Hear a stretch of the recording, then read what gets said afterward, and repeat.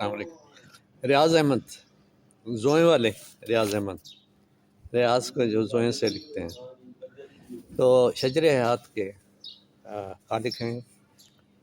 بنیادی طور پر مصور، بنیادی طور پہ مطلب یہ کہ زیادہ تجربہ شروع سے وہیں پہ، بہت دیر کے بعد مجھے تھوڑا سا ان پہ یہ اعتراض بھی ہے کہ انہوں نے نثر لکھنا اتنی دیر سے کیوں شروع کی۔ بہرحال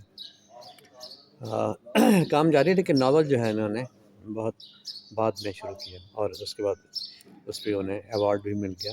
بڑی خوبصورت نثر لکھتے ہیں، تو ان کے بارے میں ان کا ایک چھوٹا سا حصہ ہے اور چند الفاظ ان کی نظر کر رہا ہوں کہ وہ پہلے مصور اور پھر ادیب بن کر رنگوں کی زبان میں لفظوں کو پینٹ کرتے ہیں اور ایک رومانوی طرز تحریر میں اپنی نثر کو دلکش اور فکر انگیز بناتا ہوا وہ مصنف نظر آتا ہے۔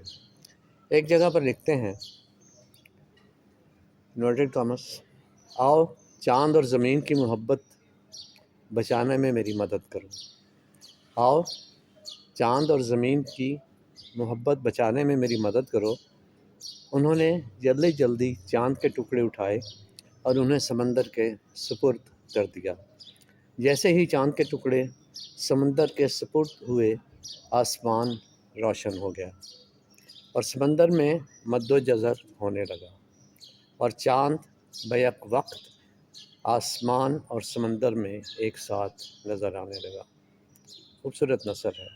اس کی مثالیں ہمیں ان کے ناول کے مختلف حصوں میں بنتی ہیں، اور یہ جو میں نے چند الفاظ کوٹ کیے ہیں یہ لکھے گئے تھے 9/3/2020 میں، اور